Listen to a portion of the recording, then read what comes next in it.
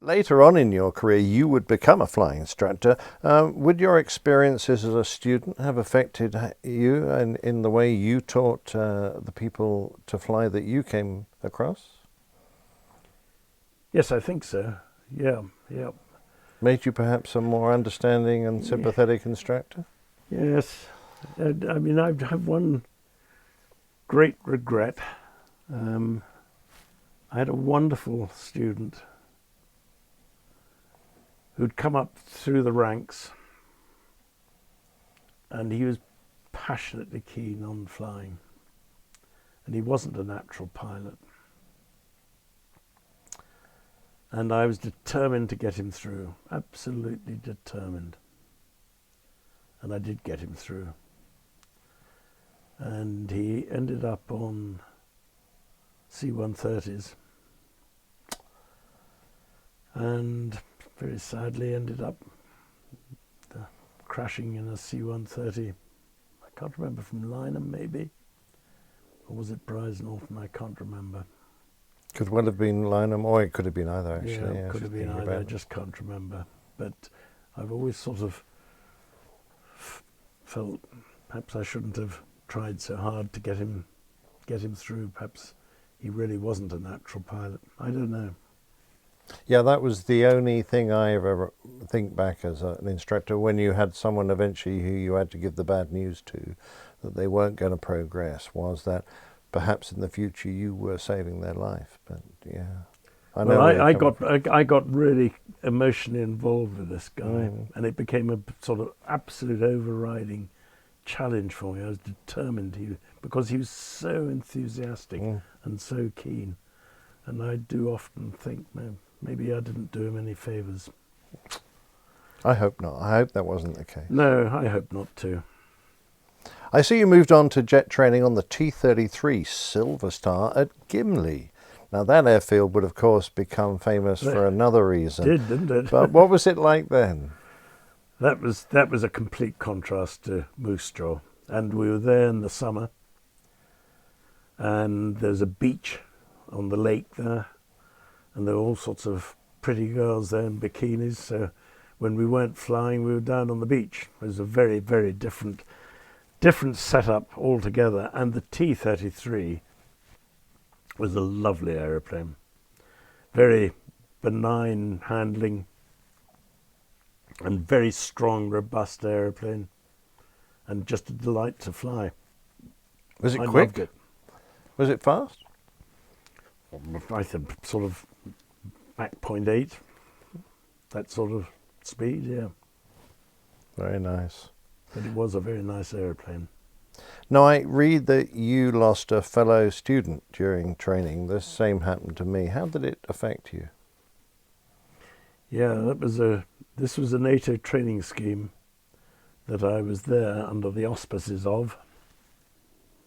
So we had all these different people from different NATO countries on my course, and this was a Turkish chap. Ermin, I think his name was. Very elegant, very well educated, very classy man, and a very good pilot as well. And I don't know what happened, but he speared in from 40,000 feet straight into Lake Winnipeg. Good Lord. I can only assume he was unconscious for some reason or another. We'll never know. His body was recovered, and it was a fairly shocking experience going to his funeral. Did the students, was there any effort made by the staff to ease the students through this, or was it all very much as I would have expected it to be in those times, all sort of get on with, it's all business, get on with it? This is what happens, just get on with it. Interesting. I've never had this experience of being cancelled. I'm afraid. No. I firmly believe that, things happen to you, stuff happens, you've got to deal with it and just get on with life.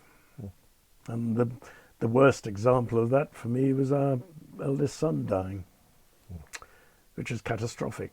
And you don't ever get over that. Never. You'd learn to live with it. But there's no, it's no good going on and on about it. It's happened. Nothing's going to change that. And it's no memorial to him if you sort of collapse in a heap. You've just got to get on. I understand. My sadness in that is that we didn't appreciate the impact it had on his younger brother. We were so obsessed with our own grief, Sue and I, that we rather sidelined him. And it was only years later that it suddenly all came pouring out from him. It's very difficult, isn't it? Yes, it is. It's not like anyone prepares you for this. Nobody prepares you for a thing like that. No. And I never had any, neither of us ever had any counselling about that terrible experience either. But it seems like your family is a happy family. Oh yeah, we've only got the one son. We're extremely close to him. We've got 3 wonderful grandchildren, one of whom is at Cambridge University and doing, I think she'll be quite an exceptional lady. She's a very good actress, but she's the sort of person who's very motivated. I think her problem is going to be deciding what she's going to do with her life. What a problem to have. What a problem to have, yeah. Let's move on to your time flying the Venom. I was somewhat alarmed to read that you lost your canopy. That's a pretty serious situation. Could you talk us through that? It wasn't a Venom, it was a Vampire. A Vampire, okay. Vampire T11. Who wrote these questions? Sorry, do carry on. Never flown a Venom. Okay. Actually, that's an interesting question because I can't remember if it was a T11 that I was flying. I think it would have been a Vampire 5. It would be a Vampire 5 or a 9. And I'm just flying along and suddenly there was this loud bang. And I was sitting out there in the open, much to my surprise. I mean, the airplane still flew all right. So I descended, came back and landed. I was based at RAF Worksop, which of course doesn't even... I've met somebody from Worksop not so long ago. He didn't even know there had been an RAF airfield. Oh, it's probably a pig farm. Yeah, I'm sure it is. I'm sure it is. But so I had to assure him that I was actually posted to RAF Worksop in 1957. I promise you, there really was an RAF airfield there. Anyway, I went back and landed. And in fact, the canopy had come off. I don't know where on earth it landed. I have no idea. But with the Vampire, it was sort of twin booms with a sort of tailplane that went between the 2 booms. The canopy had hit the bit between the 2 booms and left a massive, great... almost severed it completely. Wow, you're lucky it didn't... Which might have been interesting. Oh, it would have been very interesting, no doubt. Oh, I'm glad you didn't come home and do a barrel roll in there. No, was it a bit noisy? It was quite noisy, yes. Could you actually hear anyone on the radio? I think I must have done. Well, good for you. Excellent. Excellent. Now, obviously you did well in your training and were recommended for fighters, indeed the marvellous Hawker Hunter. What happened? You were posted to heavies in the end. Yeah, that was a crushing moment in my life, I can tell you. It's all I wanted to do was fly Hunters. Duncan Sands, the Minister of Aviation or Minister for Air or whatever his title was, I don't know, Secretary of State for Air, made this great pronouncement that they weren't going to require fighter pilots any longer. It was all going to be done with surface-to-air missiles. And not one of our course went on to fighters. Oh, really? Oh, wow. I was one of the lucky 4 who went to Coastal Command. And I say lucky 4 because in Coastal Command you were fully trained and it was sort of sector by sector, just like in the airline world. The captain would do one sector, then the co-pilot the next. You were a fully trained pilot. In Transport Command in those days, my understanding was from the chaps who went into Transport Command that basically, to start with, they were there for no other purpose than to lower undercarriages, raise the flaps and do the communications. Oh. I mean, that's all long since changed, but the culture in Coastal Command, even back then, was that the co-pilot had to be fully trained and, it had to do half the flying sort of thing. And I was on the Mark I Shackleton, so that was a tail dragger, direct descendant of the Lancaster, and looking back on it now, I'm very proud of the fact that I've in effect flown the Lancaster. And it was a fantastic aeroplane, the Shackleton. I mean, I don't know how long it was in service for, from start to finish, but it must. Oh, a little too long, I think. It must have been something like 45 or yes, 45 years. Well, or it was something. still going when I was in the Air Force for many years. Yeah, absolutely. And the great thing was about this that I was actually posted out to Singapore, to 205 Squadron, based at RAF Changi. And we look at Changi now and it's a bit different. But in those days it was a rather splendid RAF airfield. And they had there a Far East Communications Squadron, Far East Air Force Communications Squadron. And they had Pembrokes, Meteors and Vampires. And I went down to that Far East Comm Squadron and said, hey, any chance of getting some flying when I wasn't flying Shackletons? They said, absolutely. That Comm Squadron was there for all the chaps in headquarters and the Far East Air Force headquarters for them to keep their hands in. Nobody seemed to want to do that. So they were very happy for me to come along and do some flying. So I used to go flying Vampires and Meteors and Pembrokes to my heart's content. Who did your conversion? One of the chaps on the Comm Squadron. Love it. I mean, it's just a different world, isn't it? Oh, absolutely. Yes. Very hard to imagine 1958 this was. Oh, that's brilliant.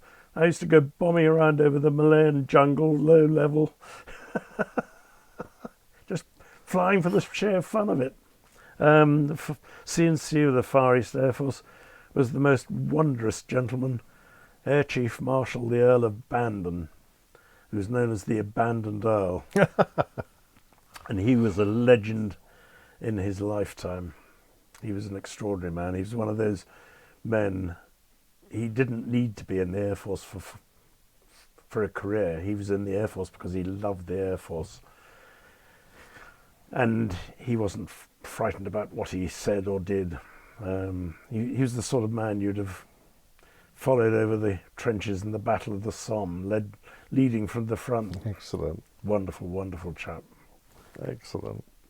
I had a very happy time in Singapore, as you can probably gather. I think we both would have done had I had a chance to go there. I had a Sound ball. marvellous. I had a ball there. Sadly, I ended up getting some sort of tropical gut rot and had to be casevaced back in a comet back to Lynham. And I was grounded for about 3 months. And I was based at Northwood during those 3 months. And the medical problem sorted itself out and it's never recurred since. So I don't know exactly what it was. But I've then ended up going to Little Rissington in the summer of 1960 and did the flying instructor's course there.